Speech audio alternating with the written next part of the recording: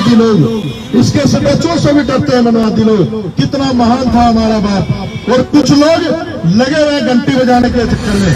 मुझे वाल्मीकि लोग कहते हैं चमार है। हाँ, मैं फक्र से कहता हूँ मैं चमार हूं भाई, मैं कर्म से चमार हूं। सारा जन्म से वाल्मीकि में हो गया। सुधारना चाहता हूं वाल्मीकि समाज को कि वो घंटी बजाकर छोड़ना और जय भीम बोलना शुरू कर दे। बाबा साहब अम्बेडकर के रास्ते पर चलना शुरू कर दे। जिस दिन ये दोनों जातियां एक प्लेटफॉर्म पे आ गई, एक नेता और एक झंडा उसके नीचे आ गई, दुनिया की कोई ताकत आपका शोषण नहीं कर सकती। इसी उत्तर प्रदेश में जब बहन जी का राज था तो ये जो गुंडे थे ना, ये दो प्रदेश छोड़ करके भाग जाते थे, कई प्रदेश छोड़ करके भाग जाते थे।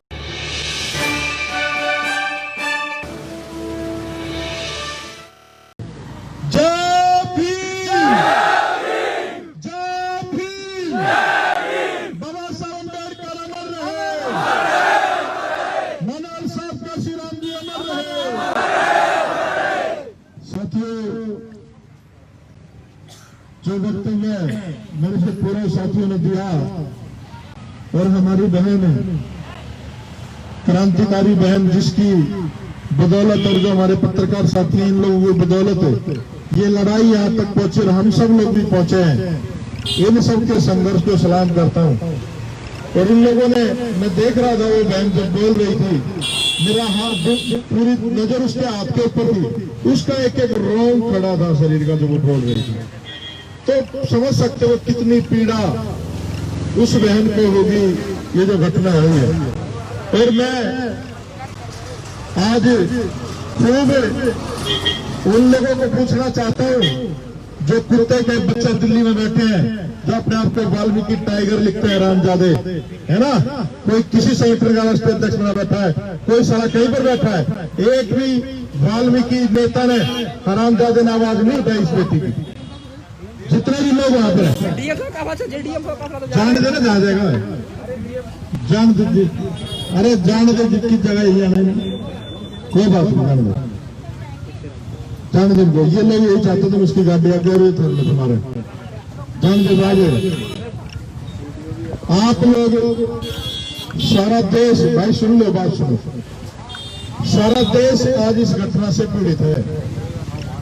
किस तरह की ये घटना हुई है, हम लोगों ने, सभी लोगों ने जो यहाँ पहुंचे हैं, सोशल मीडिया के माध्यम से समाज के लोगों को बताया है। कुछ समाज के ठेकेदार बैठे हैं यहाँ पर। एक आदमी है जिसके नाम के आगे दलेर लगता है। मुझे लगता है वो नौबड़ी की भी उसकी औकात नहीं है इस देश में, या इस देश की संसद में। जो आदमी सोने जाति के लोगों के आगे अपनी कप और प्लेट अपने घर से लेके जा रहा हो और उनके सामने ऊपर नहीं बैठ सकता हो।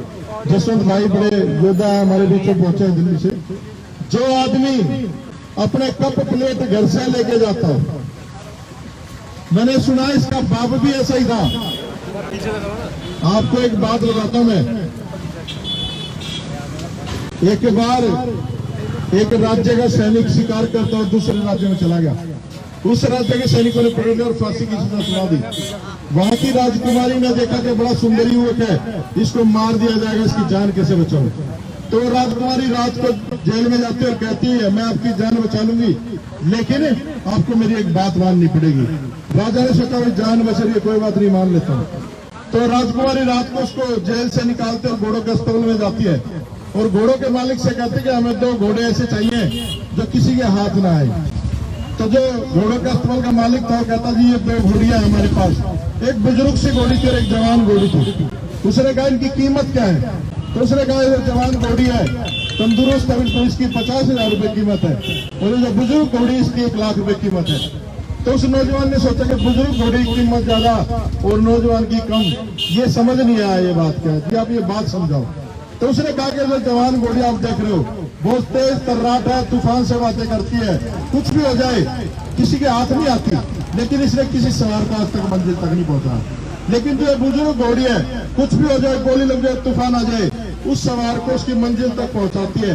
इनकी नस्ल ऐसी है, जिसकी नस्ल ऐसी है, सारा कुत्ता नीचे बैठ के वो चाय पीता हो, रोटी प्लेट का काम नहीं करता हो, वो काय का सांसद, काय का प्रतिनिधि, काय के लोग। तो आपको समझनी पड़ेगी हम लोग बाबा साहब अम्बेडकर की औलाद हैं। जो असली औलाद है बाबा साहब अम्बेडकर की, वो माननीय काशीराम जी की औलाद है। वो तो सड़क पर संघर्ष कर रहे हैं, और जो सड़क कातिया के कुत्ते हैं वो बैठे हैं मोदी और योगी की गोद में।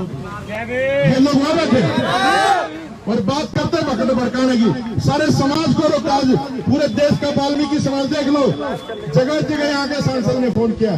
सांसद भी रिजर्व कैटेगरी का, एमएलए भी रिजर्व कैटेगरी का, लेकिन कोई कार्रवाई नहीं हो रही।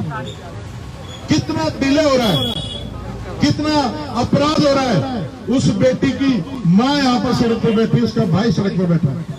अरे मैं कहता हूँ अब हमें थाने तहसीलों में नहीं जाना चाहिए, अपनी बेटियों के लिए न्याय मांगने के लिए नहीं जाना चाहिए। अपनी बेटियों को बताना चाहिए कि तुम्हारी बड़ी बहन फूलन देवी थी, और जो फूलन देवी का नाम आता ना, इन कुत्तों की जो ना टट्टी पिसाब निकल जाता है, ऐसी थी फूलन देवी।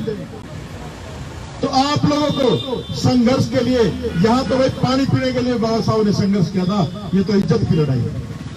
लेकिन जो लोग आज घरों में बैठ के देख रहे हैं, जो लोग इस सोशल मीडिया पे रहते हैं, जो लोग फेसबुक में जय भीम और फलाना डिकड़ा लगे रहते हैं, उन हरामखोरों से भी कहना चाहता हूं मैं, घरों से बाहर निकलो। जरूरी है तुम लोग हाथरस में आओ,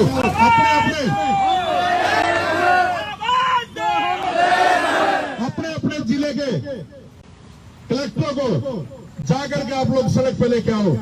अरे जब इस देश में निर्भया कांड हुआ, वो पांडे थी, ब्राह्मण की बेटी थी, तो उसके लिए पूरा देश खड़ा हो गया। यहाँ रोज हमारी बहन बेटियों का बलात्कार होता है। अभी हाथरस में हुआ, 4 दिन पहले हरियाणा के झज्जर में हुआ, उसके बाद एक और गांव में हुआ करनाल में, घर से उठा के ले गए नई बहू को। वही उसी जाति के लोग, जिस जाति के लोगों ने यहाँ पर अत्याचार किया। क्या तुमने कभी सुना किसी ठाकुर की बेटी का बलात्कार होगा? सुना है कभी? नहीं सुना।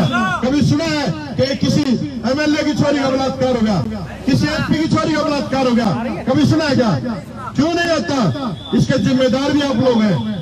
इसके जिम्मेदार बलात्कार करने वाले नहीं है, इसके जिम्मेदार आप लोग हैं। आप लोग दुश्मनों की पार्टियों को वोट देते हो, और जब दुश्मन सत्ता में आता है तो आप लोगों को मारता है। आप लोगों को बुरी लगती है अपने समाज की पार्टियां, अपने समाज के नेताओं के लिए आप लोग उल्टी सीधी बातें करते हो। अरे भाई आपको समझना चाहिए, अगर आज बजरंग दल का या विश्व हिंदू परिषद का एक आदना सा टुच्चा सा कार्यकर्ता यहाँ पर आ जाए, तो एक डीएम साहब ना कच्चा बलियान पहन के यहाँ गेट पे खड़ा होगा, और वो भी खाकी, क्योंकि इस देश में जितने भी लोग बैठे हैं प्रशासन में, सारे चड्डीदारी बिठा रखे हैं। इन लोगों को फर्क नहीं पड़ता। ये वही लोग सत्ता में हैं जिन्होंने हमारी बहन बेटियों को नगर में दुबला बना करके छोड़ा, जिन्होंने हमारी बहन बेटियों को देवदासी बना करके छोड़ा। ये लोग चाहते हैं आपको उसी व्यवस्था में। ये जो शख्स है ये कोई आम शख्स नहीं है। अरे इसकी फोटो से भी डरते हैं मनवादी लोग, इसके स्टैचू से भी डरते हैं मनवादी लोग। कितना महान था हमारा बाप। और कुछ लोग लगे हुए घंटी बजाने के चक्कर में। मुझे वाल्मीकि लोग कहते हैं चमार है। हाँ मैं फक्र से कहता हूँ मैं चमार, भाई मैं कर्म से चमार हूँ, सारा जन्म से वाल्मीकि में हो गया। सुधारना चाहता हूं वाल्मीकि समाज को कि वो घंटी बजा कर छोड़ना और जय भीम बोलना शुरू कर दे, बाबा साहब अम्बेडकर के रास्ते पर चलना शुरू कर दे। जिस दिन ये दोनों जातियां एक प्लेटफॉर्म पे आ गई, एक नेता और एक झंडा उसके नीचे आ गई, दुनिया की कोई ताकत आपका शोषण नहीं कर सकती। इसी उत्तर प्रदेश में जब बहन जी का राज था, तो ये जो गुंडे थे ना, ये 2 प्रदेश छोड़ करके भाग जाते थे, कई प्रदेश छोड़ करके भाग जाते थे। और ये लोग बात करते हैं व्यवस्था की। अरे हमने इस देश को बनाया है। अगर ये आज डीएम कुर्सी में बैठा है ना, तो इस देश के संविधान की वजह से बैठा है। अगर योगी कुर्सी में बैठा है तो इस देश के संविधान की वजह से बैठा है। अगर इन तथाकथित भगवानों में ताकत होती तो योगी जी जो न मठ छोड़ के संसद में, विधानसभा में ये लोग न जाते। तो ताकत जो है वो संविधान में है, और संविधान से इन लोगों को डर लगता है, कानून से इन लोगों को डर लगता है। क्योंकि जब ये देश मनुष्यवृत्ति से चलता था, जब इनके साथ कोई न्याय कुछ नहीं होता था, ये मन मर्जी करते थे। हमारे लोगों को जिस व्यवस्था इस देश में आज भी रखा जाता है, आज भी संविधान को इम्प्लीमेंट नहीं होने दिया जाता। और मैं, कुछ लोग कहते हैं संदीप भाई गलत बोलते हो, मैं बिल्कुल बोलूंगा, क्योंकि मेरी बहन का बलात्कार हुआ है, मेरी छोटी बहन का बलात्कार हुआ है। आज हमारे माँ बाप भाई बहन सब सड़क पर बैठे हैं। अरे तुम लोग किस भगवान की बात करते हो, किस समाज की बात करते हो, किसकी बात करते हो? ये दिल्ली में अब सीजन आने वाला है, दिल्ली में क्या पूरे देश में सीजन आने वाला, चंदा काटने वालों का। सारे हरामखोर वाल्मीकि यात्रा की पर्चियां ले लेकर के आएंगे, पैसे इकट्ठा करेंगे और समाज के पैसे पे मौज मस्ती उड़ाएंगे। अरे आज जो बचाने की जो कवायद है, आज इस वैसी दरिंदों से इस समाज की बहन बेटियों को बचाने की जरूरत है। आज इस समाज के लिए लड़ने की जरूरत है, इस संविधान को बचाने की जरूरत है। आज लोग पता नहीं किसका फूकने लगे हुए, समझ नहीं आता। आज जो भी मिला है हमें भारतीय संविधान की वजह से मिला। क्या ये जो जिनके हाथ में लाठी और डंडे हैं, क्या ये लोग आपको संविधान से पहले प्रोटेस्ट करने देते थे? तुम्हारे फैसले तुम्हारे यहाँ के चौधरी करते थे और जैसा मर्जी, गलती भी इनके चौधरियों की होती थी, लेकिन हमारे लोगों के साथ गलत होता था और उन्हीं पे दंड भी लगाया जाता था, उनकी पिटाई भी पंचायतों में की जाती थी, जूते मारने का काम किया जाता था पंचायत में हमारे लोगों। मैं गांव से, मैं सोनीपत डिस्ट्रिक्ट का हूँ, छोटा सा गाँव, हमने देखा है उस व्यवस्था को, देखा हम लोगों ने। तो आज जो संविधान है, अगर ये नहीं बचा तो हम लोग कोई नहीं बचने वाला। हम लोग नहीं डरते, हम लोग इतनी दूर से यहाँ पर आपको मैं बताऊं, कई कई जगह फील्डिंगें लगा रखी थी, हमारी नवाब सतपाल भाई की फील्डिंगें लगा रखी थी रात को। मगर भाई हम लोग बाबा साहब अम्बेडकर की औलाद है, हमारे बुजुर्गों ने इस देश में कोरेगांव किया है और 2 अप्रैल हमारे लोग भूले नहीं है। हम नहीं चाहते 100 साल के होते मेरे, हम लोग चाहते कि समाज के साथ संघर्ष करते करते हमारे बेसिक से गोलियां मार दे, जो मर्जी कर दे, हम लोग रुकने वाले लोग नहीं है। आज तक मेरे माँ बाप का या मेरे किसी रिश्तेदार का, मेरे भाई का फोन नहीं आया मुझे कि भाई तू अकेला कहीं पर भी चला जाता है, मत जागरो। हम लोग कुछ नहीं, हम लोग इन लोगों को जताना चाहते हैं कि बाबा साहब अम्बेडकर एक ऐसी क्रांति है, दुनिया की ताकत कोई उसे रोक नहीं सकती। अरे तुम लोग जब विदेश में जाते कहते हमने बुद्ध दिया, हमने युद्ध नहीं दिया। इस देश में बाबा साहब अम्बेडकर को बुद्ध को मानने वाले व्यक्ति थे और इस देश में जो हुआ वो आप लोगों ने देखा। इन चंडाल प्रवृत्ति के लोगों ने इस देश की व्यवस्था को हमेशा खराब किया। ये लोग हमेशा माहौल खराब करते हैं। पूरे देश में अगर कोई घटना हो जाती है तो महिला आयोग की महिलाएं खड़ी हो जाती है, अध्यक्षा, ये सारे लोग खड़े हो जाते हैं। समझ नहीं आता कि इनकी इज्जत और हमारी बहन बेटी की कोई इज्जत नहीं है। जो बहन ने हमारी मेरे से पहले वक्तव्य दिया, उसने पूरा दर्द बयां किया। तो आज जो हमारी डिमांड है इस परिवार को न्याय दिलाने की, वो सारी इन लोगों से बात करने के लिए आए हैं। ये डीएम साहब पता नहीं अभी गाड़ी खाली गई है या बैठ के गया है, हम लोग उठने वाले लोग नहीं है। और जिसने जाना भाई हमारे साथ फर्जी तरीके से मत रहना, अपने घर चले जाना। हम लोग जो आए हैं यहाँ पर, हम लोग जाएंगे नहीं, यहीं पर बैठेंगे और इनको आज हम सब जाके जाएंगे। भाई साहब भी वकील और मैं भी वकील हूँ, ठीक है। अब मुझे उसका मेरा जो कुर्सी में बैठा वो वकील है नहीं है, उसको कानून सिखा के जाएंगे आज। और हमारे जो लोग है ना, ये चमार, ये बड़े खतरनाक लोग हैं। इन्होंने बड़े बड़े खूंखार जानवरों की चमड़ियां उतार दी हैं और जूतियां बनाई हैं, और जो उल्टा सीधा बोलता उसके सरों में बजाई है। ज्यादा समय नहीं, उत्तर प्रदेश में 2022 में हाथी आ रहा है और जिस दिन हाथी आ गया ना, हाथी का जो संविधान मानने वाला जो प्रक्रिया है, क्योंकि वो एक ऐसी पार्टी है, बहुजन समाज पार्टी, जो कॉन्स्टिट्यूशन को अपना मैनिफेस्टो मानती है। और जब हाथी के इस संविधान के पैर के नीचे ये मनवादी कुत्ते, जो ये लोग अत्याचारी लोग हैं, ये आएंगे ना, इनका पता भी नहीं चलेगा कहाँ चले गए।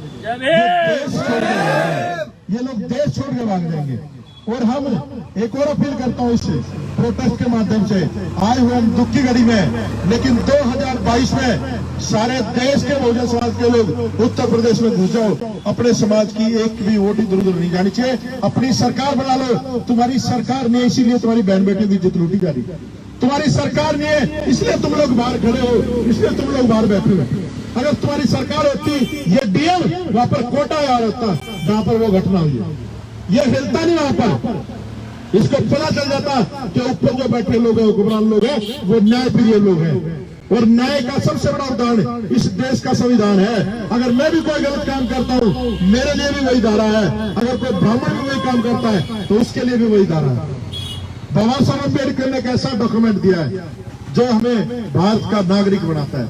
लेकिन ये लोग हमें ना तो इंसान समझते हैं, नागरिक तो बहुत दूर की बात है। और ये प्रक्रिया काफी लंबे समय से चली आ रही है। हम लोग बाबा साहब के कार्यों को रुकने नहीं देंगे, चाहे बात राजनीति की हो, चाहे मिशन की हो। हम लोग हर चौराहे, हर नुक्कड़ पर इन लोगों को इस नीले झंडे के साथ बुलंद खड़े हुए मिलेंगे। आज इस बहन की इस लड़ाई में बहुत सारे लोग सोशल मीडिया पे काम कर रहे हैं। मैं एक और अपील करता हूं दिल्ली के लोगों से, आने वाला अभी जो संडे है 27 तारीख को है, सारी दिल्ली के जो वाल्मीकि है उनका सबसे पहला फर्ज बनता है कि वो लोग सारे के सारे जंतर मंतर पे शाम को 5 से 7 बजे इस बहन को श्रद्धांजलि देने पहुंचे। और पूरे देश के लोग जो है, चाहे वो कहीं भी है, अपने अपने घरों में, अपने अपने गली के चौराहों पे मोमबत्तियां जला के इस बेटी को जो ना इसके न्याय के लिए आप लोग जो ना अपील करें सरकारों से, है ना। जब तक हम लोग सड़कों पे नहीं आएंगे ये लोग आपकी बात मानने वाले नहीं है। और जो लोग हमारे ऊपर ओबीसी समाज का जो व्यक्ति है जो अपने आप को स्वर्ण समझता है, आज देख ले पूरे देश का किसान आज सड़कों पे है। ये जो चड्डी वाले लोग बैठे हैं सरकार में, ये किसी के नहीं है। तो अब इन नारों को जो साहब काशीराम ने दिए थे कि वोट हमारा राज तुम्हारा नहीं चलेगा साहब, है ना। तो ये नारे आज आपने बुलंद करने हैं, हर गली मोहल्ले में नारे बोलने चाहिए। तख्त बदल दो, ताज बदल दो, बेईमानों का राज बदल दो। तो इनका राज आपने बदलना है, अपना राज लेके आना है। और हम जब सत्ता में होंगे तो कोई हमारी बहन बेटी को आंख उठा कर नहीं देख सकता। तो जो वोट है, साहब काशीराम कहते थे, वो बेटी की इज्जत से बड़ा वैल्यू है उसका। आज हमारी बेटी की इज्जत लूटी है और हम लोग किससे न्याय की उम्मीद कर रहे हैं? प्रशासन से। और प्रशासन को कौन रूल करता है? शासन रूल करता है। और शासन को कौन बनाता है? वो हम लोग बनाते हैं। एक छोटी सी बात कहूंगा मैं आपको, उसके बाद अपनी बात खत्म करूंगा। एक बार एक बहुत बड़ा गुंडा जेल से छूटता है और वो नाइयों के मोहल्ले में जाता है और वो कहता है कि भाई जो बहुत बढ़िया मेरी दाढ़ी बनाएगा उसको इनाम दूंगा, अगर थोड़ी सी भी खरोच लगी तो उसे जान से मार दूंगा। तो सबने मना कर दिया मौत के डर से। एक नया जवान सा लड़का था, शीशा लगा के बैठा था, कहता आ जाओ पहलवान जी, मैं करूंगा आपकी सेवी। वो उसकी बहुत अच्छी दाढ़ी बनाता है तो वो खुश होकर उसको पैसे देता है और कहता है कि भाई तुझे डर नहीं लगा मौत का? मैंने एक आधा अगर खरोच लग गई तो मैं तुझे मार दूंगा, जो भी मेरे ये खरोच मारेगा। कहता पहले तो मेरे हाथ में था उसका, खरोच लगते पहले तेरी गर्दन काटता मैं लोग। तो ये जो वोट प्रूफ हथियार है ना, ये बहुत बड़ी ताकत है यार। कब लोग समझो, आप लोग कल समझो। जिस दिन इस देश के बहुजन ने दुश्मन को पहचानना सीख लिया और वोट की वैल्यू को समझ लिया, उस दिन असली अम्बेडकरवाद आएगा। और इन्हें जो मनोवादी लोग हैं, इनको हम लोग कुछ कहने की जरूरत नहीं, अपने आप देश छोड़ के चले जाएंगे, गारंटी देता हूँ। एक बार इस देश की प्रधानमंत्री बहन कुमारी मायावती जैसे व्यक्ति को बनाओ, जय ब्राह्मण बनिए ठाकुर।